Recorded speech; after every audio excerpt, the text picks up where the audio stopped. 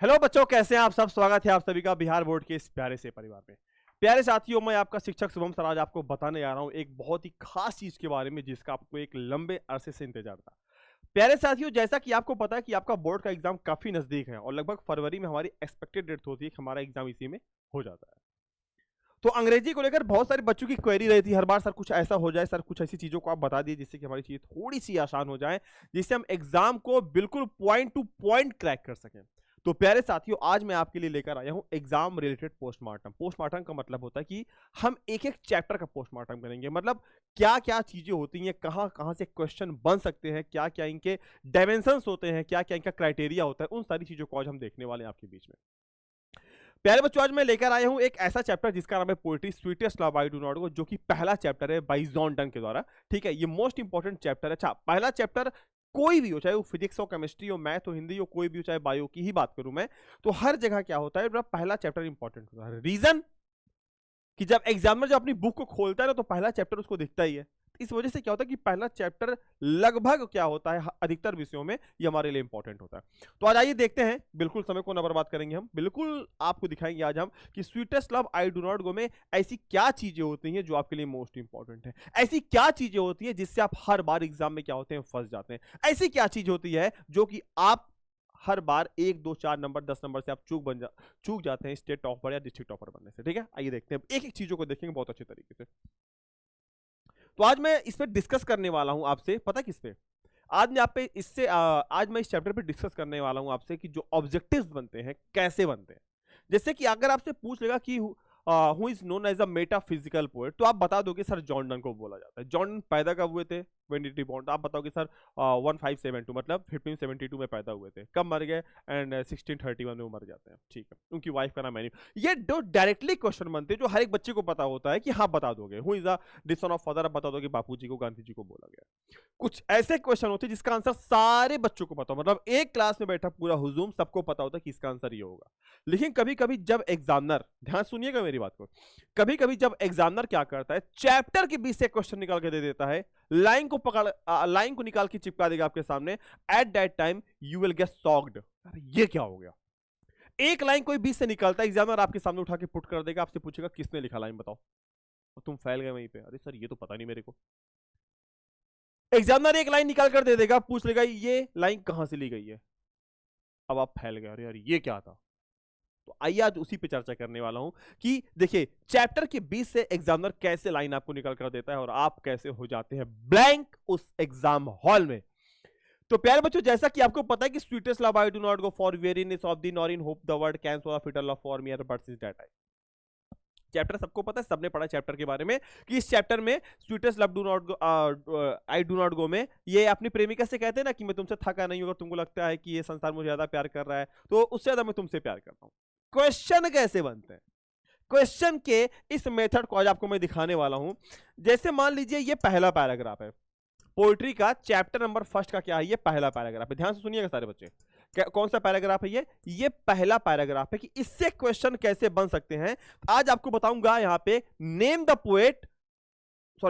Poet who wrote and following lines.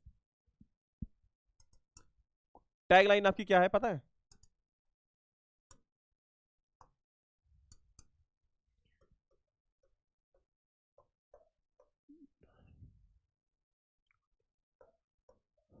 Name the poet who wrote the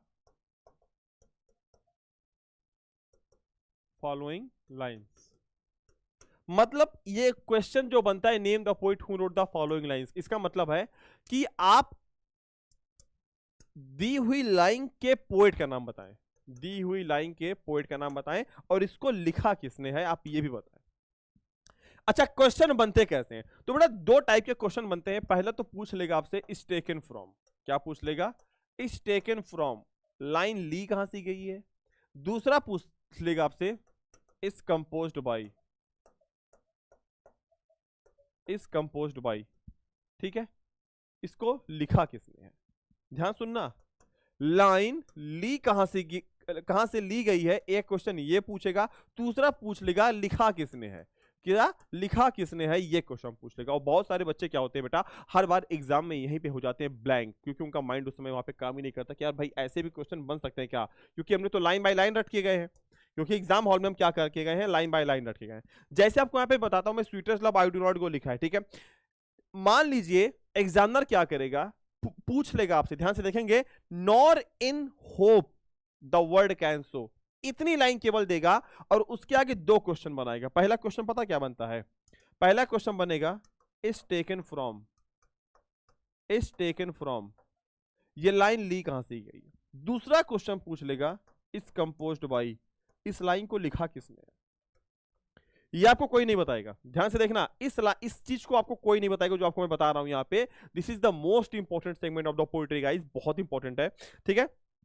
यहाँ पे आप देख सकते हैं इज टेकन फ्रॉम, जब भी ये पूछे आपके ऑब्जेक्टिव में बेटा क्वेश्चन बनता है nor in hope the world can सो, जब भी आपसे ये पूछे इज टेकन फ्रॉम, अगर उसमें लिखा इज टेकन फ्रॉम, तो इसका अर्थ होता है कि लिया कहां से गया है। तो ऐसे में आपके पास 4 ऑप्शन होंगे, और वो क्या होगा, वो आपके चैप्टर का नाम लिखा होगा वहां पे, आप चैप्टर के नाम पे क्या करेंगे, इंगित करेंगे। सेकेंड है इज कंपोज्ड बाई, इस कंपोज्ड बाई का मतलब लिखा किसके द्वारा गया है, किसने इसको कंपोज किया है। तो ऐसे में आपके पास वहां पे क्या रहेगा, चैप्टर का नाम रहेगा, और आपको वहां पे क्या रहेगा, सॉरी, किसके द्वारा लिखा गया है। तो ऐसे में क्या होगा, आपके पास वहां पे क्या रहेगा, पोएट का नाम लिखा रहेगा, और आपको क्या करना है, पोएट के नाम पे क्या करना है, इंगित करना है। तो इन चीजों को आपको हमेशा क्या करना है, बहुत ही सोच समझ कर चलना है। इसलिए जब भी आप पोएट्री को पढ़िए, तो पोएट्री में कुछ ऐसे लाइंस होती हैं जो कि मोस्ट इंपॉर्टेंट लाइंस होती हैं, और आपको हमेशा उस पर क्या करना, फोकस करके चलना है। जैसे यहाँ पे एक है लाइन ये वाली, नॉर इन द हो वर्ड कैन सो, अच्छा यहां से एक्सप्लेनेशन भी बन सकता है दूसरा, और ये 2 क्वेश्चन भी आपके बन सकते हैं। तो इस लाइन को जरूर याद रखिएगा। अगला है a fitter love for me, a fitter love for me, एक लाइन ये हो गई, पहले पैराग्राफ, इस 2 लाइन को अच्छे से याद कर लेना। आगे चलते हैं हम, यहाँ पे मस्ट डाई एट लास्ट, यहाँ पे टिस नहीं है, it is the best to use myself in jest by the front and dates of by. हालांकि यहाँ पे ऐसी कोई लाइन भी इंपॉर्टेंट नहीं जो कि आपको यहाँ पे याद करनी पड़ेगी, ठीक है। हालांकि अभी बता दूंगा मैं आपको, डोंट वरी। अब देखिए, कहते हैं यहाँ पे, अभी ही मोस्ट इंपोर्टेंट लाइन है, यस्टर नाइट, यहां से ऑब्जेक्टिव कई बार बन चुका है। Yesternight the sun went hence and yet is here today, कहते हैं he hath no desire nor sense nor hope a short way. Writer यहाँ पे बच्चा कहते हैं कि अभी पिछली रात को सूरज आया था और वो निकला था, वो चला गया। तो यहां से बेटा आपके लिए जो मोस्ट इंपॉर्टेंट लाइन हो सकती है अब की बार में, ये जो मोस्ट इंपॉर्टेंट लाइन हो सकती है ये है पहली लाइन, कौन सी, ये वाली है, जो कि 2016 में बेटा पूछा गया था। क्या पूछा गया था, 2016 ये लाइन पूछी गई आपसे, कौन सी, यस्टर नाइट वाली, yesternight the sun went hence and yet is here today, ठीक है। ये लाइन आपसे बेटा 2016 में ए में पूछा गया था। क्या पूछा गया था, कि इसके राइटर कौन है, ये पूछा गया था इस कंपोज्ड बाय, क्या पूछा गया था, इस कंपोज्ड बाय। और ऐसे में इस पैराग्राफ को आप अच्छे से पढ़ लो कि जब भी सन की बात होगी, यस्टर नाइट की बात होगी, तो ये पहले चैप्टर में दिया गया जिसका नाम है पोएट्री का sweetest love I do not गो, ठीक है। मतलब ये समझना कि 10 मिनट की वीडियो में आप देखोगे बहुत सारी चीजें आप लेकर यहां से जाने वाले हो, तो इस चीज को याद रखना। सेकेंड थिंग, आपसे यहाँ पे एक्सप्लेनेशन भी पूछ सकता है। एक्सप्लेनेशन का मतलब है, पूछ लेगा he hath no desire nor sense nor hope a short way. अब पूछ लेगा, अच्छा एग्जाम टाइम में क्या होता है कि आपको इसी चीज को पहचानने में दिक्कत होती है, क्या, कि लाइन कहां से ली गई है। इसलिए कहता हूं पोएट्री को अच्छे से पढ़ो, एक एक लाइन को पढ़ो आज, इसलिए मैंने आपके लिए एक एक लाइन लगा दी यहाँ पे yester the sun went hence and it is here today. तो इस लाइन को अच्छे से पढ़ लेना, ये चारों लाइनें इंपॉर्टेंट है। एक तो क्वेश्चन यहां से बनेगा ऑब्जेक्टिव का, दूसरा यहां से आपका एक्सप्लेनेशन का भी क्वेश्चन बन सकता है। इस चीज को अपने आप लोग माइंड में फीड कर लो, लिख लो, याद कर लो, ठीक है। तो आप देख सकते हैं कि 2016 में बच्चा क्या बना था, 2016 में क्या बना था, ये बेटा क्वेश्चन आपका बना था जो कि मोस्ट इंपॉर्टेंट आपके लिए था, इसलिए इस चीज को आप लोग अच्छे से याद रखना। आगे हम बढ़ेंगे, then fear not me and believe that I shall make a speedier journey. अब देखना, अब यहां पे क्वेश्चन ऑब्जेक्टिव कौन था, who shall make a speedier journey, कौन स्पीडियर जर्नी बनाएगा, तो यहां पे राइटर खुद है, राइटर खुद बनाता है। तो याद रखना यहाँ पे ये जो 2 लाइनें आपके लिए मोस्ट इंपॉर्टेंट है, इसको आप अच्छे से याद रखना, क्योंकि ये इससे क्वेश्चन बेटा आपका ऑब्जेक्टिव का ऑलरेडी क्या है बच्चा, वो बन चुका है। अच्छा दूसरा क्या बन सकता है यहां से, इज टेकन फ्रॉम, दूसरा, और दूसरा क्या बन सकता है, हैज बीन टेकन फ्रॉम, ये लिया कहां से गया है। तो इस दोनों चीज को आप याद रखिएगा। आगे की हम बात करेंगे, ठीक है, अब देखना, ओ फीवल इज मैंस पावर, अरे इंसान की शक्तियां कितनी ज्यादा कमजोर पड़ जाती हैं। ये 2013 में बेटा ए में आया था, क्या था ये 2013 के ए सेट में आया था। ये जो लाइन है ये 2013 में पूछा गया था, किस सेट में, ए में पूछा गया था कि इस कंपोज्ड बाई किसके द्वारा लिखा गया है। तो आपको तो आंसर पता ही है, आपको तो आंसर बच्चा पता किसने लिखा इसको, इसको लिखा किसने, हमारे जॉन डन ने लिखा है। किसने लिखा है, जॉन डन ने लिखा है। तो ऐसे लाइन आते हैं। अब एग्जाम का पैटर्न चेंज हो रहा है, मॉडरेशन आता है, दे देगा आपको एक बीच की लाइन निकाल के, पूछ लेगा कि can not add another hour nor lost hour recall is taken from, कहां से लिया गया है। और जब ये पूछता है कि लिया कहां से गया है, तो ये बड़ा मतलब आपके लिए समझ लीजिए बहुत बड़ा टेक्निकल वर्ड हो जाता है। अब आप दिमाग लगाते हो, यार ये लाइन मैंने कहां पढ़ी थी, अरे यार ये लाइन मैंने कहां पढ़ी थी, ये लाइन मैंने कहां पढ़ी थी, कहां पढ़ी थी, दिमाग में नहीं आता। इसलिए जैसे ओ हाउ फीवल इज मैंस पावर, अब ये याद आ जाएगा कि चलो ये तो पहले चैप्टर की बात है। लेकिन अगर ये दे दिया, अब खुद दिमाग लगा के देखो, अगर ये लाइन में आपको दे दो उठा के, आप खुद भटक जाओगे, अरे ये कहां मैंने पढ़ा। तो ऐसे में एक एक लाइन को अच्छे से पढ़ के जाओ। एग्जाम टाइम में chapter number 1 to chapter number 5 एक एक लाइन को पढ़ के जाना है।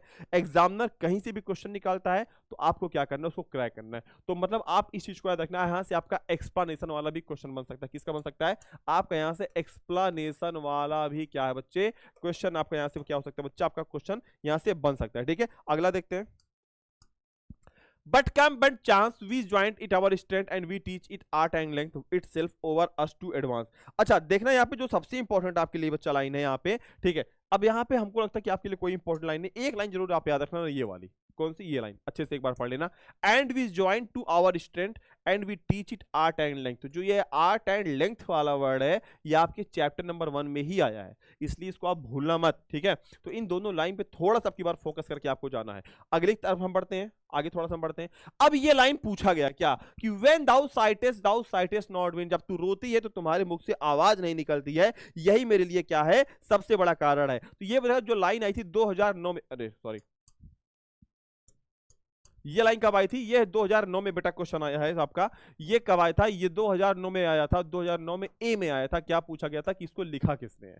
अच्छा अगर पूछ रहे कि लिया कहां से गया है तो आप क्या बताओगे, सर ये sweetest love I do not गो से लिया गया। लेकिन अगर आपसे ये पूछ रहे कि लिखा किसने है तो आप क्या बताएंगे, सर इसको जॉन डन ने लिखा हुआ है। ये दो question you have to set in your mind guys. आपको हमेशा, you should always keep in your mind one thing, आपको अपने दिमाग में हमेशा एक चीज याद रखनी चाहिए जो कि ये है। ठीक है, इसलिए इस चीज को आप अच्छे से याद कर लो, माइंड में फीड कर लो। 2009 में बेटा क्वेश्चन आया था। ठीक है, अच्छा एक क्वेश्चन यहाँ पे आप ये देख लीजिए कि व्हेन दाउ वीपेस्ट अनकाइंडली काइंड, जब तू रोती है बेदर्दी के जैसे, तो उसमें क्या होता है, मेरे खून, शरीर का खून जम जाता है। एक्सप्लेनेशन बन सकता है। देखो जैसे अगर 18 लाइन की कविता है तो 18 में 10 से 12 लाइन ऐसी होती है जो इंपॉर्टेंट होती है ऑब्जेक्टिव के लिहाज से, या फिर वो उसके लिहाज से, ऑब्जेक्टिव के लिहाज से, या फिर आपके एक्सप्लेनेशन के लिहाज से। तो बेटा इस लाइन को आप याद रखना कि 2000 बेटा कब पूछा गया था, 2000 बच्चा क्या था, ये 9 में पूछा गया था। ठीक है, आगे तरफ बढ़ते हैं। That thou lovest me as thou sayest, if in thy my life thou wilt। अब जो यहाँ पे ये लाइन आई है कौन सा, ये वाली कौन सी है कि इफ दाइन वाला, कि ये लाइन कहां से ली गई है। तो बेटा इस चीज को आप याद रखना, ये बेटा 2010 में एक सेट में पूछा गया था। कब में, एक सेट में। ये 2000 कब पूछा गया था बच्चे, तो ये 2010 के ए सेट में पूछा गया था। ये लाइन लिखी किसनी है, ये लाइन लिखी किसनी है, तो ऐसे में याद रखना बेटा ये लाइन लिखी किसने, हमारे जॉन डन महोदय ने। इस चीज को याद रखना। ठीक है, अच्छा एक लाइन और आपको और बता दूं यार, अनकाइंडली, ये लाइन पूछी गई भाई, ध्यान से देखना। जो ये लाइन है ना आपकी कौन सी है कि व्हेन दाउ वीपेस्ट अनकाइंडली काइंड, ये लाइन आपसे पूछी गई है 2017 के ए सेट में पूछी गई है। कब पूछी गई है, 2017 के बच्चा ए सेट में पूछी गई है। इस लाइन को बेटा आप याद रखना। अभी मुझे लग ही रहा था कि ये लाइन पूछी, मैं भटक क्यों रहा हूं थोड़ा सा, एक मिनट को जरा। ये लाइन पूछी गई बच्चे 2017 में ए में, और क्या पूछा गया है, इस कंपोज्ड बाई लिखा किसने है। अब याद कब रहेगा, जब तुमने पढ़ा होगा। हम लोग चैप्टर में खाली समरी को याद करते हैं, लेकिन आपको मैं बताऊं एग्जाम के पैटर्न से इस चीज को आपको कोई नहीं बताएगा कि एक चैप्टर का पोस्टमार्टम कैसे होता है, कहां कहां से क्वेश्चन बन सकते हैं। तो क्वेश्चन बनने का तरीका ये लाइन दे देगा, पूछ लेगा इस टेकन फ्रॉम, लिया कहां से गया है, तो चैप्टर का नाम डालना है। पूछ लेगा इस कंपोज्ड बाई, आप क्या बताओगे, आप बताओगे राइटर का नाम। ठीक है, तो ये 2017 में बेटा क्वेश्चन आया था। और यहाँ पे जो इफ दाइन वाला है ये बेटा 2010 में क्वेश्चन आया था। ठीक है, आप समझ सकते हैं कि मतलब कितनी ज्यादा इंपॉर्टेंट हमारे लिए बेटा चीजें हैं। ठीक है, अगले की तरफ हम बढ़ते हैं यहाँ पे।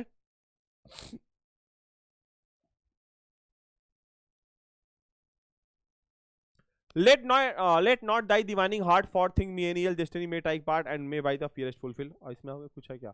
But think that we are the turn aside to sleep they who one another keep alive and never parted be. मुझे लगता है कि यहाँ पे ये जो लाइन है ए पार्टेड बी वाला, ये 2011 में पूछी गई थी आपसे लाइन। रुको, जो ये लाइन है, ये वाली लाइन, ये वाली, ठीक है, अलाइव नेवर, ये वाला, ये जो लाइन है ये आपसे बेटा 2011 में पूछी गई है। कब पूछी गई है? 2011 में बेटा आपसे ए सेट में पूछी गई है। इसको लिखा किसने है? ठीक है, इसको लिखा किसने है? इस लाइन को आप जरूर याद रखिएगा and this is the most important segment guys, आपके लिए जरूर याद रखना है। ये 15 से 20 मिनट की वीडियोस आपके लिए बहुत ज्यादा इंपॉर्टेंट होने वाली है। ठीक है, अगले की तरफ हम बढ़ते हैं। यहाँ पे अगले की तरफ हम लोग बढ़ते हैं। यहाँ पे एक क्वेश्चन यहाँ पे था, he hath no desire nor sense, he hath no desire, ये वाला था ना, he hath no desire, he hath no desire. ये बेटा 15 में पूछा गया था। हाँ ठीक है, ये 15 में पूछा गया लाइन। ठीक है, याद आ गया। ये कब पूछा गया था? ये 2015 में पूछा गया। सोचिए, 15 में ये पूछा गया और 16 में क्या होता है? जस्ट इसी के ऊपर वाला क्वेश्चन पूछ लिया जाता है। 15 में क्या होता है? 2015 में बेटा आपसे ये क्वेश्चन पूछा जाता है। ध्यान से देखेंगे सारे बच्चे, ध्यान से देखेंगे। 2015 में क्या होता है? लल्ला मुन्ना शेर मेरे बच्चे, 2015 में क्या होता है कि 2015 में बेटा ये क्वेश्चन पूछा जाता है आपसे कि लाइन ली कहां सी गई है। ठीक है, और 2016 में क्या होता है? 2016 में बच्चा क्या होता है? इसी लाइन को आपसे ऊपर वाले को पूछ लिया जाता है कि 2016 में ये क्वेश्चन आया था। ठीक है, तो इस चीज को इसलिए आप लोग अच्छे से याद कर लो भाई। This is the most important segment for all to all of you.